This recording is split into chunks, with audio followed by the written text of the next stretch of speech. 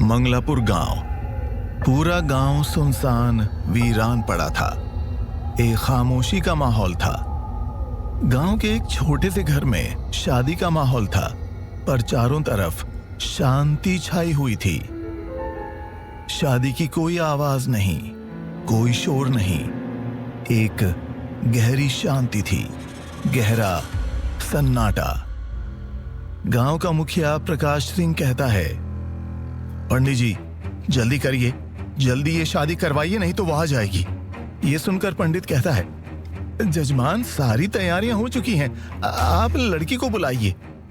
ये सुनकर प्रकाश कहता है, अरे बाला जल्दी अपनी बेटी को बुला और जल्दी कर।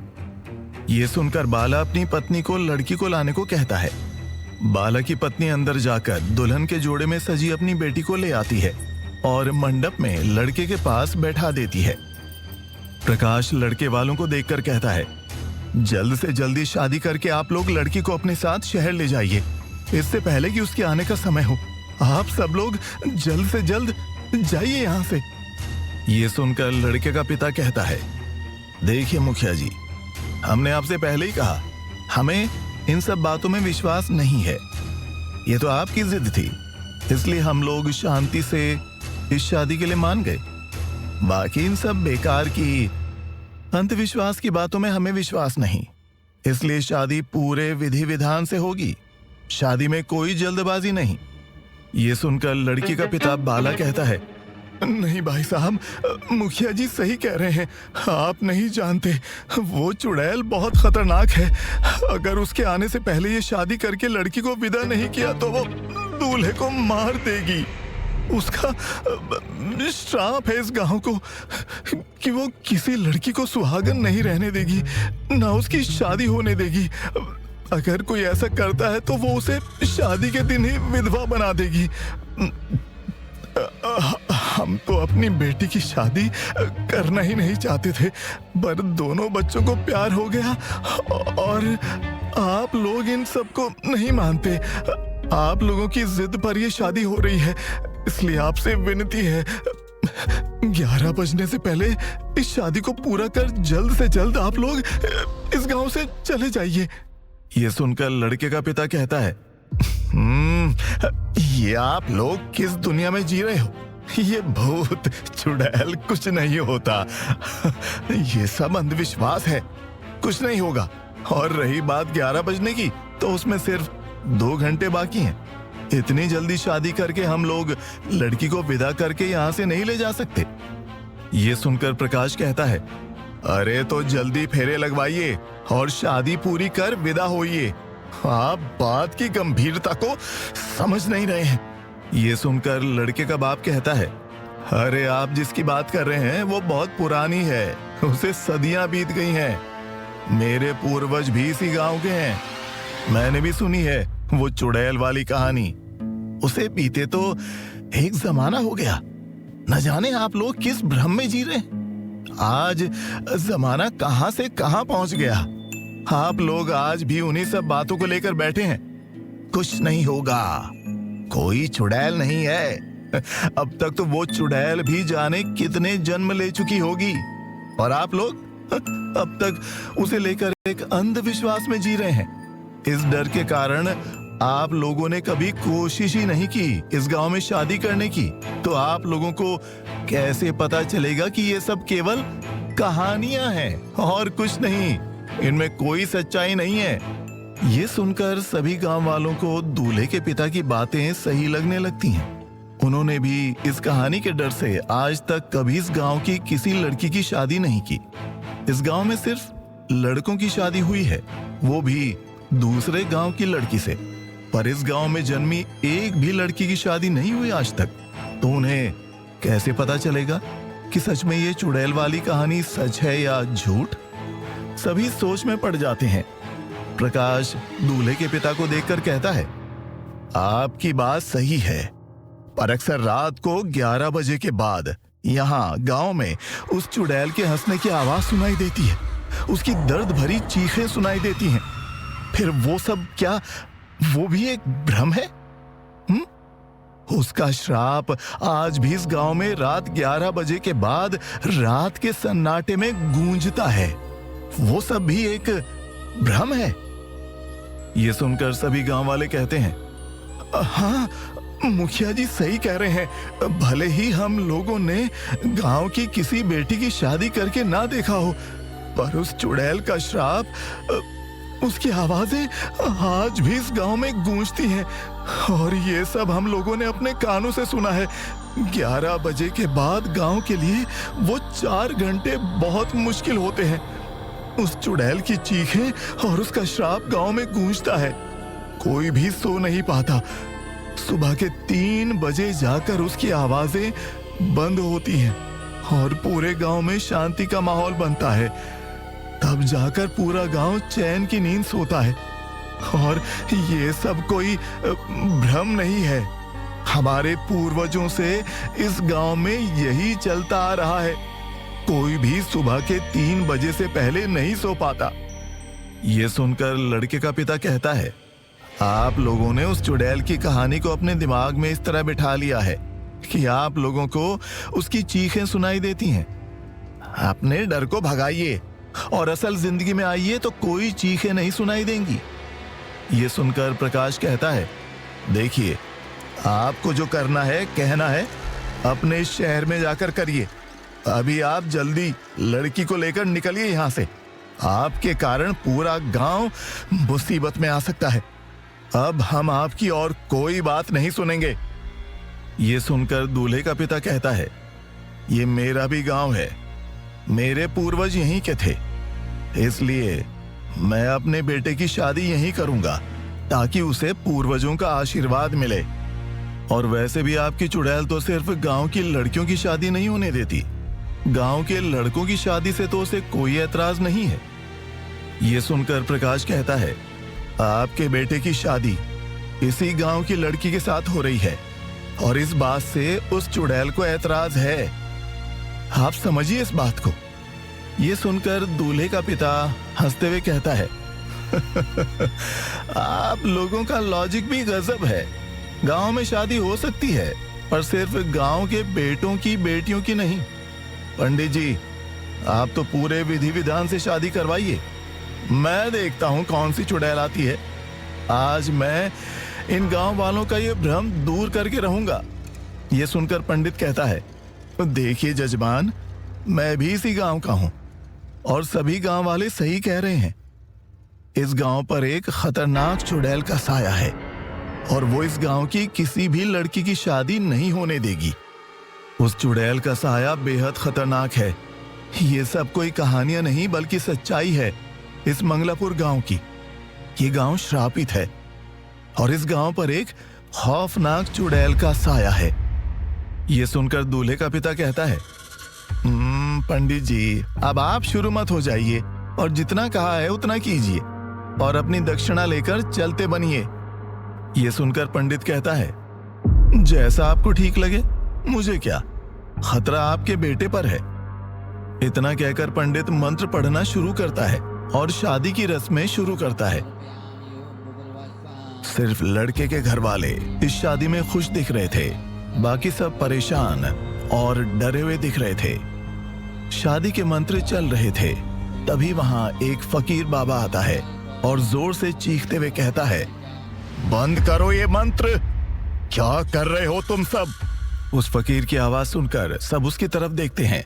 वो फकीर मुखिया को देखकर कहता है, ये कैसी बेवकूफी करने जा रहे हो तुम सब।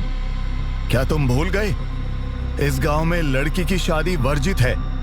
ये सुनकर दूल्हे का पिता कहता है, देखिए बाबा, पहले ही बहुत तमाशा हो चुका है उस चुड़ैल के नाम पर। अब आप आकर शुरू मत होइए। प्रकाश भी कहता है, हाँ बाबा, आप जाइए यहाँ से, पहले ही बहुत देर हो चुकी है। 11 बजे से पहले ये शादी कैसे भी पूरी करके दुल्हन को विदा करना है, इसलिए आप और देरी मत करिए। ये सुनकर बाबा कहता है, अरे मूर्खो तुम सबको लगता है वो चुड़ैल सिर्फ रात के 11 बजे आती है।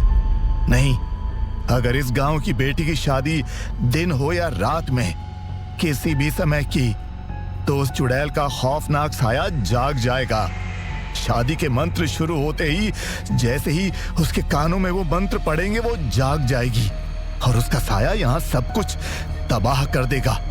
इसलिए रोक दो ये शादी, नहीं तो आज इस लड़के को कोई नहीं बचा पाएगा। ये सुनकर लड़के का पिता कहता है, देखिए बाबा, आप जाइए यहां से और इन सब बातों से हमारा समय बर्बाद मत कीजिए। लड़के की मां उस फकीर की बातें सुनकर घबराते हुए अपने पति को देखकर कहती है, सुनिए जी, मुझे लगता है हमें सबकी बात मान लेनी चाहिए और इस शादी को शहर में ही करना चाहिए। ये सुनकर लड़के का पिता कहता है, सब तो इस अंधविश्वास में भरे पड़े हैं, अब तुम शुरू मत हो जाओ। हाँ, कुछ नहीं होगा हमारे बेटे को, ये शादी तो अब इसी गांव में होकर रहेगी। लड़के का पिता पंडित को देखकर कहता है, पंडित जी आप शुरू कीजिए मंत्र। ये सुन पंडित भी नामे सिर हिलाते हुए मंत्र फिर से शुरू कर देता है। सब लड़के के पिता की बेकार की जिद देख रहे थे, किसी को कुछ समझ में नहीं आ रहा था कि क्या करे, बस सब ये तमाशा होते देख रहे थे। मंत्र तेजी से पढ़े जा रहे थे। तभी अचानक गांव में तेज हवाएं शुरू हो जाती हैं। गांव की बिजली बंद हो जाती है। मंडप में जल रही अग्नि कुंड में सिर्फ अग्नि की रोशनी होती है, बाकी चारों तरफ अंधेरा दिखाई देता है। तेज हवाएं शुरू हो जाती हैं। ये देखकर सब घबराने लगते हैं।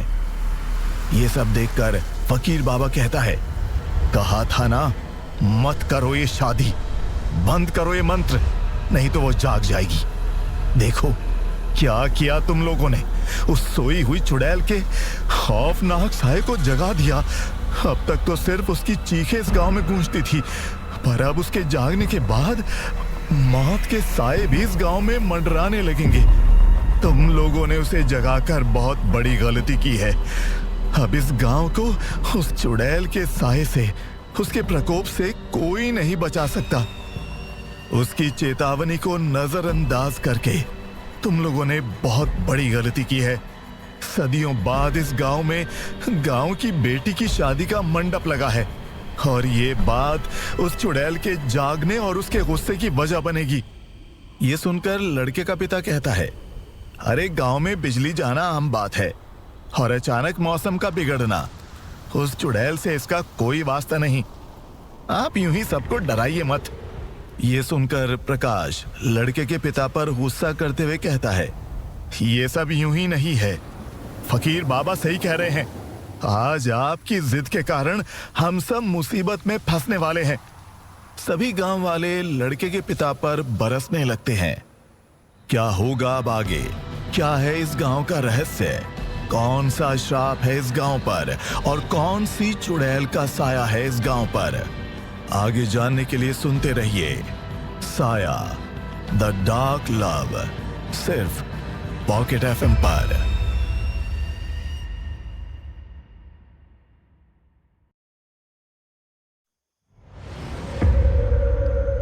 प्रकाश लड़के के पिता पर गुस्सा करते हुए कहता है, ये सब यूं ही नहीं है, फकीर बाबा सही कह रहे हैं। आज आपकी जिद के कारण हम सब मुसीबत में फंसने वाले हैं। सभी गांव वाले लड़के के पिता पर बरसने लगते हैं। सब दूल्हे के पिता को सुनाने में लगे हुए थे, पर किसी का भी ध्यान दूल्हा और दुल्हन पर नहीं था। दूल्हा सबकी बातें सुन रहा था और परेशान होकर दुल्हन की तरफ देखकर कहता है, तुम सही थी यार, अगर ये शादी हमें सुकून से करनी है तो शहर में ही करनी होगी, यहाँ गांव में ये फैसला गलत था। ये सुनकर दुल्हन कहती है, मैंने पहले ही कहा था, यहाँ के लोग आज भी उस पुराने अंधविश्वास में जीते हैं।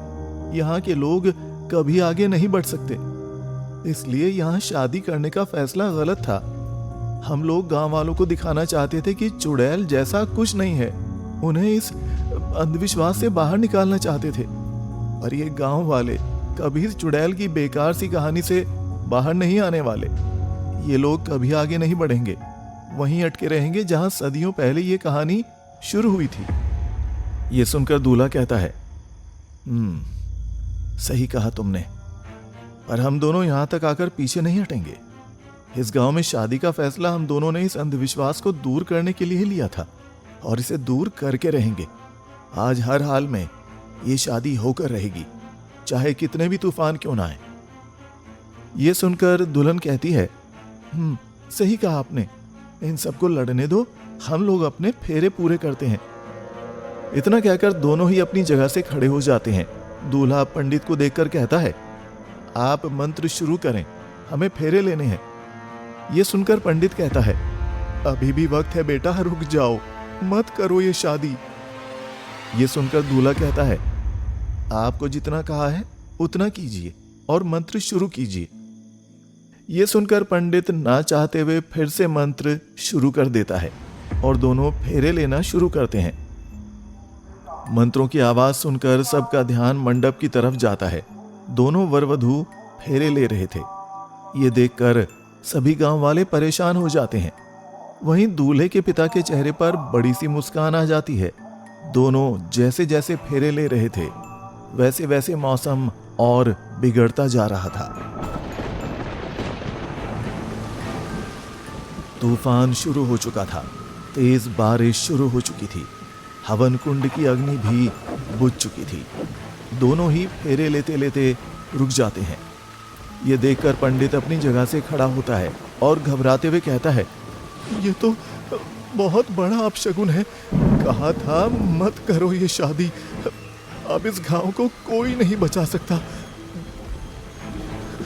उस पिशाचनी का खौफनाक साया पूरे गांव को बर्बाद कर देगा। ये सुनकर सभी गांव वाले घबराने लगते हैं। दूल्हा सबकी घबराहट देखकर कहता है, अरे बंद करो ये अंधविश्वास की बातें, कुछ नहीं होगा। अचानक तूफान आने से ये साबित नहीं होता कि ये सब उस चुड़ैल का किया धरा है। ये सुनकर फकीर बाबा कहता है, इस गांव की बेटी चाहे इस गांव में शादी करे या इस गांव की सीमा से बाहर, पर गांव की धरती पर जन्मी किसी भी लड़की की शादी नहीं हो सकती। कहीं भी जाकर कर लो, पर उसकी शादी नहीं हो सकती। इस गांव में जन्म लेने वाली हर लड़की श्रापित है। जिनके पूर्वज इस गांव के हैं, उनके वंश में जन्म लेने वाली हर लड़की श्रापित है। उसकी शादी कभी नहीं हो सकती, फिर चाहे वो कहीं भी जन्म ले या कहीं भी जाकर शादी करे। पर जिसके पूर्वज यहाँ इस गांव की मिट्टी से जुड़े हैं, उनके घर की बेटी कभी शादी नहीं कर सकती। ये सुनकर दूल्हा गुस्से में कहता है, ये सब सिर्फ और सिर्फ अंधविश्वास है, ऐसा कुछ नहीं है। ये श्राप क्या शहर तक लड़की का पीछा करेगा? कुछ भी ऐसा कुछ नहीं है। और गांव में अक्सर ऐसे तूफान आते रहते हैं। किसी चुड़ैल का काम नहीं है ये। और आज ये शादी होकर रहेगी। मैं भी देखता हूं कौन रोकता है। दूल्हा ये सब कहते हुए मंडप से नीचे आ गया था। दुल्हन को मंडप में अकेला छोड़कर अपनी बात खत्म करके दूल्हा वापस मंडप में जाता है और लड़की का हाथ पकड़कर उसे फेरे लेने के लिए कहता है। पर लड़की अपनी जगह से हिलती भी नहीं और ना ही कोई जवाब देती है। दूल्हे ने जब लड़की का हाथ पकड़ा तो उसे कुछ अजीब सा महसूस हुआ। दूल्हा लड़की का हाथ छोड़कर अपना हाथ देखता है। उसका हाथ गीला था और उसमें से अजीब सी बदबू आ रही थी, जैसे उसने न जाने क्या छू लिया हो। गांव में अंधेरा था, इसलिए उसे कुछ साफ नहीं दिखाई दे रहा था। लड़का मोबाइल का टॉर्च ऑन करके अपने हाथ को देखता है। उसके हाथ पर खून लगा था। दूल्हा हैरानी से टॉर्च लड़की की तरफ करता है। दुल्हन का चेहरा घूंघट से ढका था। दूल्हा हैरानी से कहता है, हाँ, अभी तो घूंघट नहीं था, तुमने अचानक अपना चेहरा क्यों ढक लिया और तुम्हारे हाथ से खून क्यों आ रहा है? ये सुनकर लड़की धीरे से दूल्हे की तरफ मुड़ती है और भारी आवाज में कहती है, तुम्हें शादी करने थे ना, चलो शादी करते हैं, अधूरे फेरे पूरे करते हैं। लड़की की भारी आवाज सुनकर सब घबरा जाते हैं। दूल्हा भी घबराकर 4 कदम पीछे खिसक जाता है। आज तक सबने सिर्फ सुना था इस चुड़ैल के बारे में, किसी ने भी देखा नहीं था, पर शायद आज सब पहली बार ये नजारा देख रहे थे। दूल्हे को घबराकर पीछे जाता देख दुल्हन अपनी भारी आवाज में फिर से कहती है, क्या हुआ? अब क्यों पीछे हट रहे हो?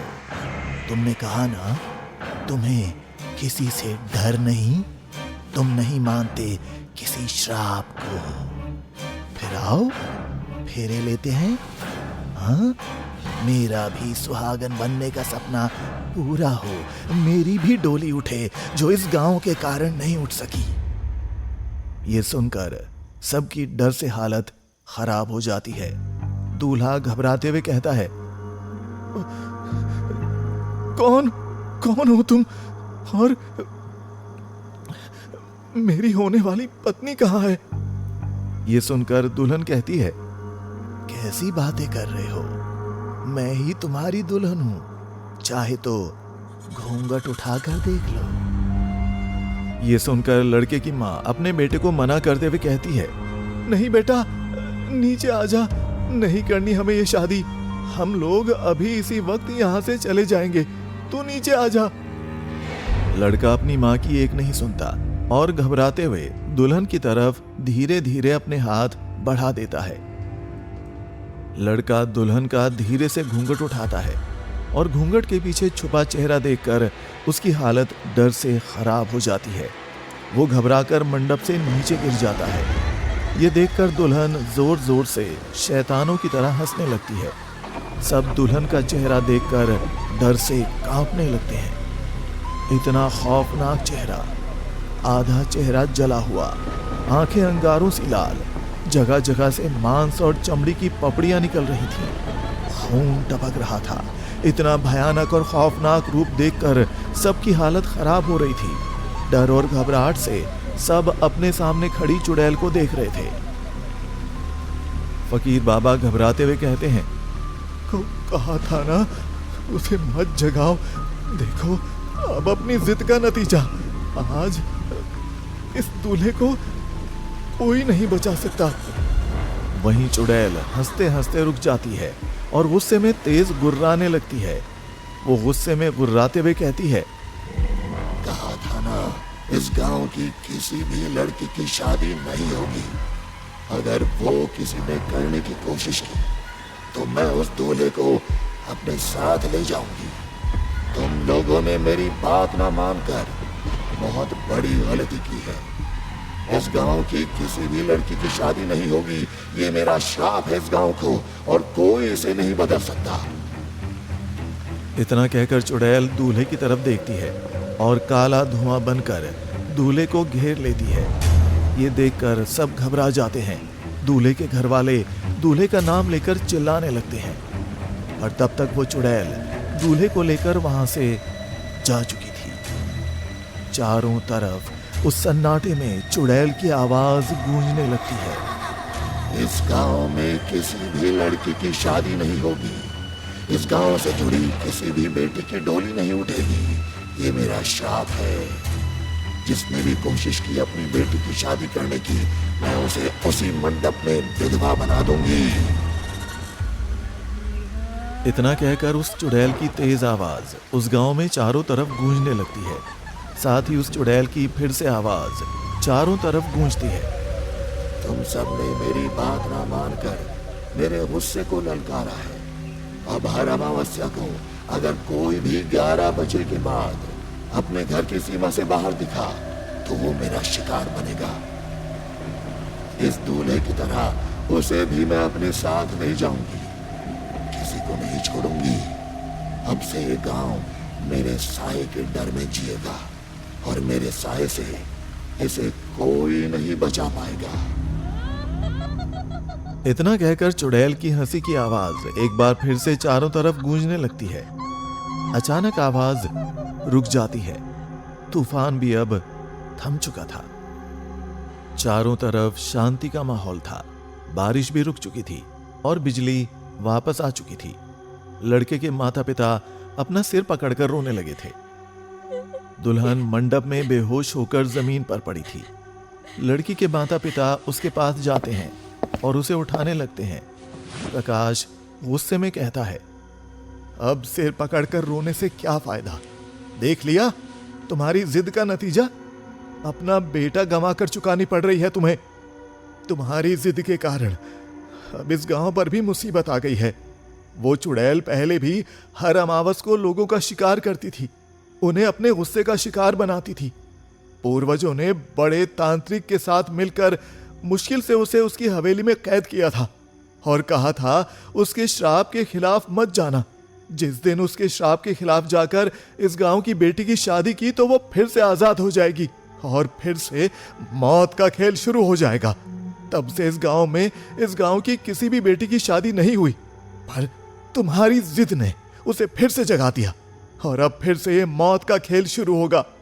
अब वो किसी को नहीं छोड़ेगी और ये सब तुम्हारी वजह से। ये सब बातें नहीं, सच्चाई है। ये गांव एक बार फिर मौत के साए में आ गया है। फिर से वही खूनी सिलसिला शुरू। अब तो बस सिर्फ उसका ही इंतजार है।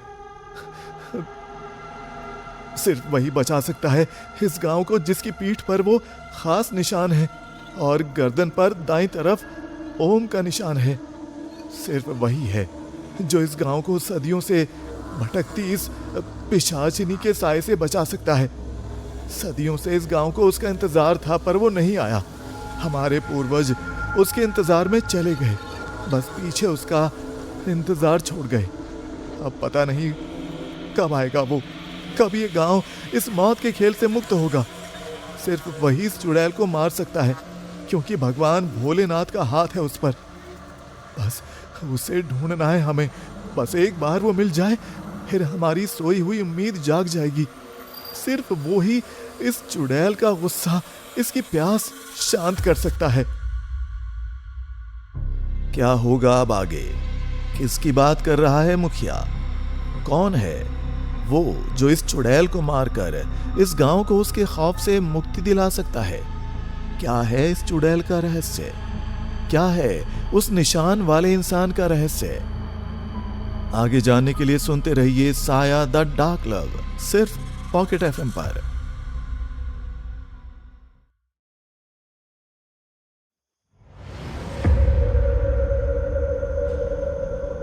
मुखिया कहता है, कब ये गांव इस मौत के खेल से मुक्त होगा?